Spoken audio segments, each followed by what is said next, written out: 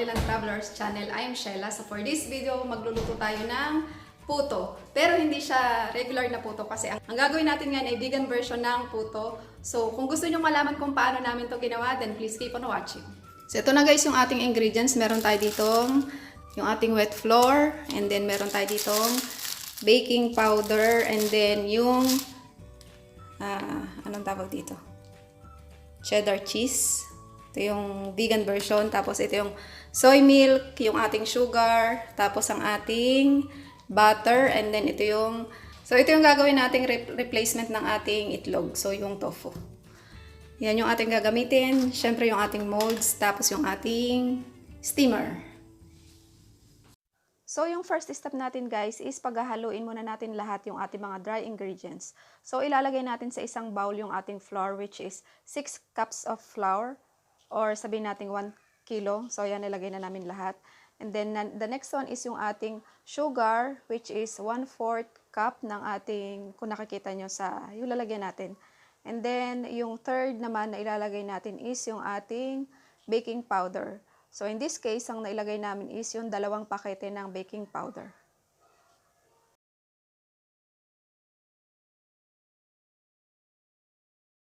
And then we are going to mix it until all the dry ingredients are well blended.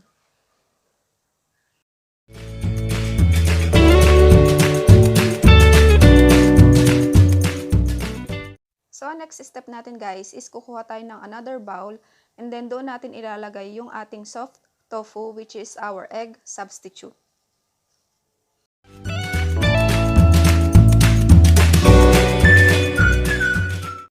And then, we will pour over it yung ating soy milk, at ang ilalagay natin is 3.5 cups of it. Next is ilalagay naman natin is yung ating water, at ang ilalagay nating water is 3.5 cups of water.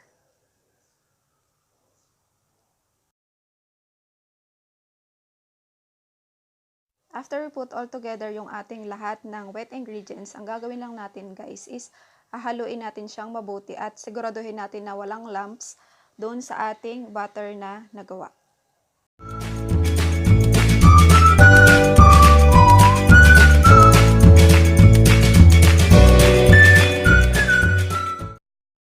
So yung next step natin guys is kukuha tayo ng mas malaki pang container, at doon natin ilalagay yung ating wet ingredients at saka yung ating dry ingredients. Bale, paghahaluin natin silang dalawa until we get a smooth and silky mixture.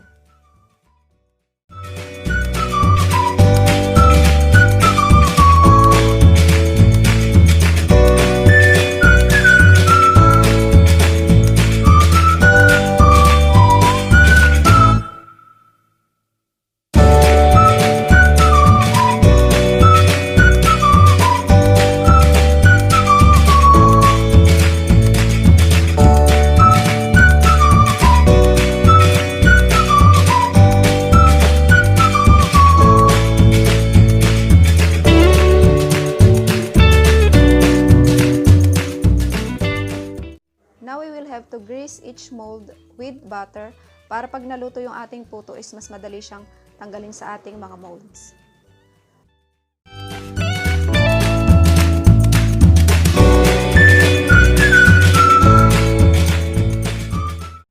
Pour the mixture about 3/4 full in each mold.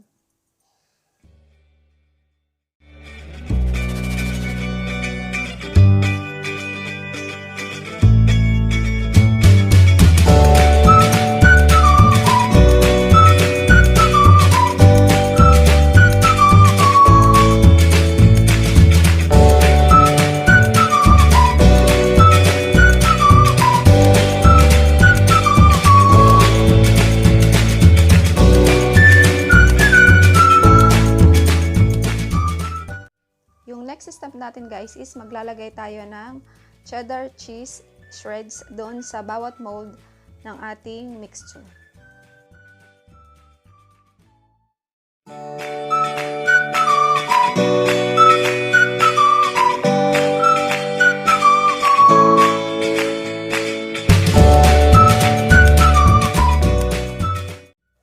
Next thing is ilalagay na natin or i-arrange na natin guys yung ating raw puto doon sa steamer and then i-steam natin siya for about 40 minutes.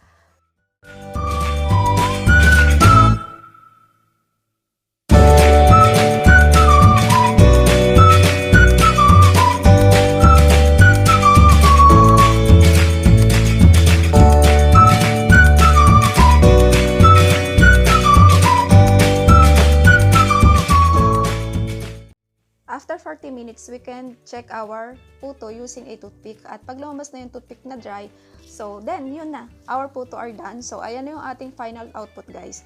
So masarap siya, as in masarap. You can try this recipe for yourself as well. And thank you for watching and kita-kits po tayo next time.